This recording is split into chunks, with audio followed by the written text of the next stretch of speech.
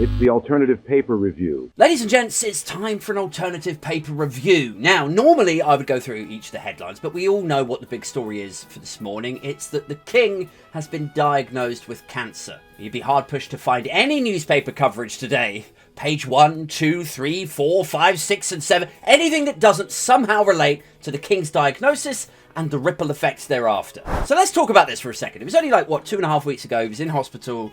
He had the operation on the prostate. Then you see Camilla coming out looking very happy with how things have gone. Now we're being told that he's revealing his diagnosis because he wants to raise awareness. However, he doesn't want to raise that much awareness. He's like, guys, I've got cancer. Have you? Okay.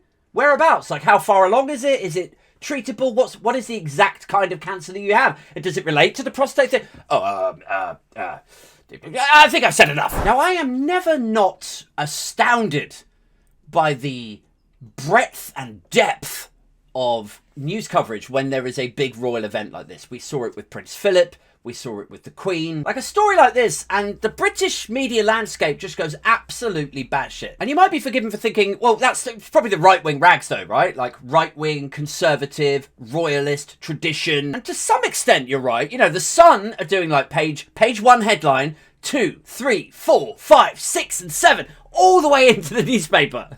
It's like the King has cancer. What does this say about this? Is Harry flying home? Will Wills and Harry... Blah, blah, blah, blah. You know, it's all the way in. Then you've got the Daily Mail. They've got the page 1 headline as well. Then they've got Richard Kay, royal correspondent. Then they've got Sarah Vine.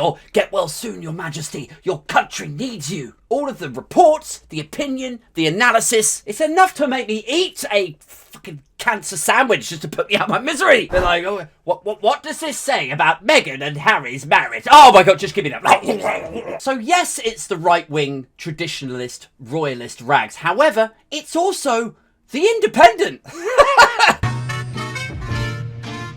Even the Independent has a live feed, set up a camera, just filming Buckingham Palace, where nothing is happening and where the King isn't. Yeah, just a live feed filming a building. Guys, we've got to film Bucket. Like, I thought some of my live streams were bad.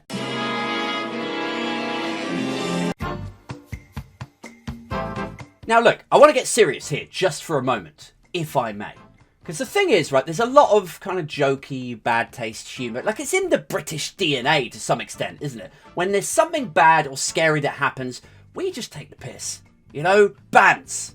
It's making light of it. Gallows humour. Blitz spirit. So it is within that black humour that people like me post stuff like just a lettuce this morning.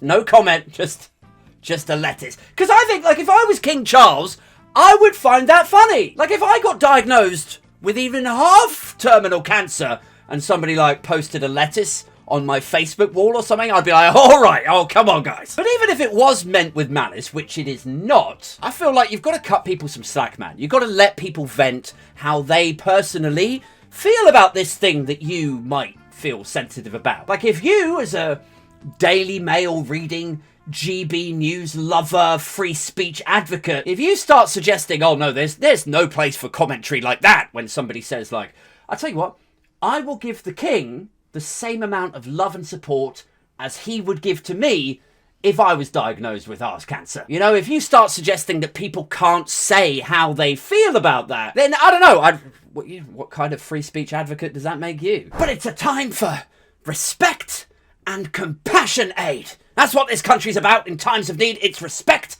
and compassion. I'm like, oh really? Oh really? In this country? Right, okay. So like yesterday, when the Prime Minister took a bet and shook the hand of Piers Morgan, and they were making a crass as fuck £1,000 bet that they could ship refugees off to a third world country where 100 other refugees have just disappeared. Like, betting on the outcome of people's lives for a crass £1,000 bet. And people come at you about your King Charles jokes, like, oh, it's not very respectful or compassionate, Aid. I'm like, respect and compassion are on furlough, all right? They went out the door with free school meals, defunded school maintenance budgets where the rat falls in, the Queen sticking her 2 cousins that had learning difficulties into some sort of lunatic asylum, and never, like even in her later years, never even acknowledged them. The king himself not paying inheritance tax, robbing the public purse of hundreds of millions of pounds that people, desperate people, desperately need.